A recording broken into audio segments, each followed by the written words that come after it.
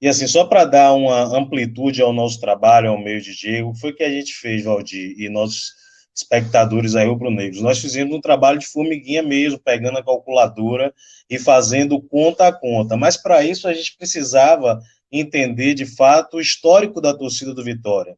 E para isso foi que fez. A gente fez um trabalho, um estudo, buscando as médias de público dos últimos 11 anos do Vitória. A gente apanhou de 2011 a 2022 e chegamos numa média histórica até ano passado de 9.200 torcedores, 9.220 para ser mais preciso. O ticket médio variou, claro, por anos, por divisões e tal, só que a gente chegou também a um ticket médio de R$ 15, o preço do que seria um ticket médio de bilheteria.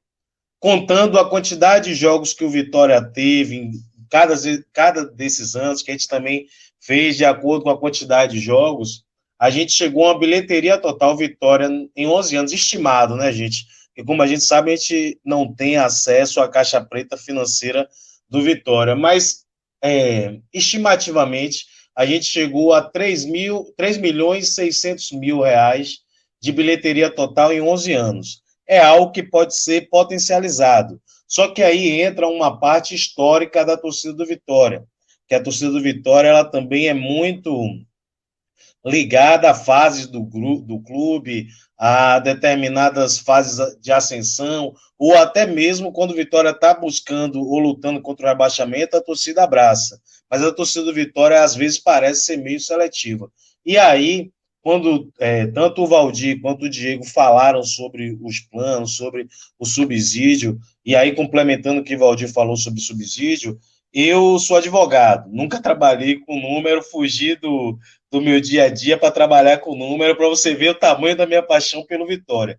E antes de ser advogado, eu trabalhei em uma multinacional, eu tive o prazer de ser colega de Diego, de trabalho durante anos nessa multinacional, e lá a gente aprendeu que na venda de um produto, a gente pode fazer um cross-selling, que seria uma venda casada, ou até mesmo faturar com royalties dentro do estádio. E aí a gente leva vantagem tanto para o nosso rival, quanto para Ceará, quanto para Fortaleza, que utilizam um equipamento que não é próprio.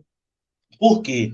Porque dentro do estádio, com lanche, bebida, loja própria do Vitória, você gera valor agregado. E só para vocês terem uma ideia, quando a gente fez esse estudo, o Vitória tinha 9.220 torcedores, sócios torcedores. No dia que a gente finalizou o estudo, era antes do boom do feirão do Vitória.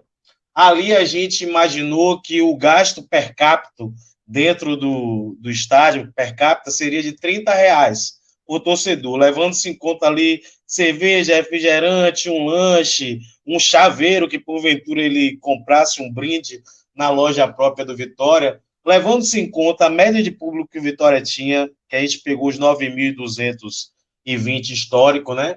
Isso dava para o Vitória anualmente uma projeção no que diz respeito a lanches e bebidas, R$ 9 milhões. Com projeção de faturamento anual da loja do Leão dentro do estádio, a gente faturaria mais 1 milhão. Esse mesma projeção, levando em conta R$ 30 de gasto per capita de torcedor do Vitória em cada dia de jogo, com 24.522, que é o que o Somar Vitória está dizendo que nós somos hoje, isso poderia gerar cerca de 4 milhões a mais para o Vitória, seja em receitas de gasto com bebida e com lanche, seja na loja. Quando a gente fala de bebida e lanche, a gente chegou uma época que a gente tinha Habib's dentro do Barradão. Mas aí as pessoas não entendem o que é a lógica de mercado. E aí, Valdir e Diego, vou invadir um pouquinho, porque eu sei que vocês são mestres nessa área, mas eu entendo que a lógica de mercado é você ganhar numa quantidade de vendas. Se o Habib's ele praticasse na época dentro do Barradão o mesmo preço que ele praticava em suas lojas, ele teria um faturamento muito maior.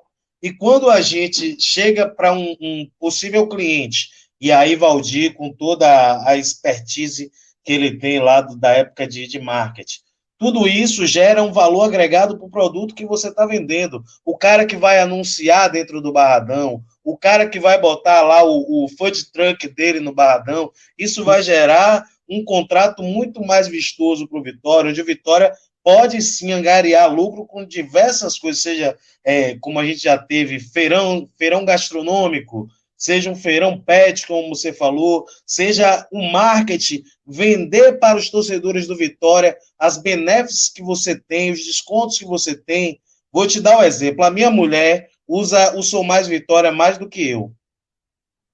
Que ela vai à farmácia, tudo que ela compra na farmácia tem o desconto em virtude do Sou Mais Vitória. O desconto que ela tem mensalmente de medicamentos, de produtos que nós compramos na farmácia, dá mais do que eu pago mensal para o Vitória. Então, acho que falta um pouco mais dessa divulgação também, mostrando se eu tenho muitas mulheres que são rubro-negras, poderiam se associar, que usam muito isso, e a gente não fala só de farmácia, a gente fala de diversos parceiros, e aí eu acho que para a gente parar com essa cultura só de números, como o Valdir e Diego falou, e a gente começar a ganhar valor agregado e a manutenção, antes de vir para a live, eu estava conversando com um amigo, ele é torcedor do rival, mas é um cara muito convicto, Y, um abraço aí para você.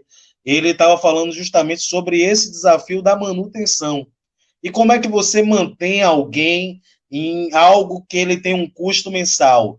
Você mantém ele através de uma motivação. Além do acesso garantido, que todos já sabem, a gente tem que vender os descontos do Sou Mais Vitória, e o Vitória ele tem que aproveitar o seu equipamento próprio para poder conseguir mais faturamento com royalties, com vendas internas, e isso é o segredo do sucesso da evolução do plano.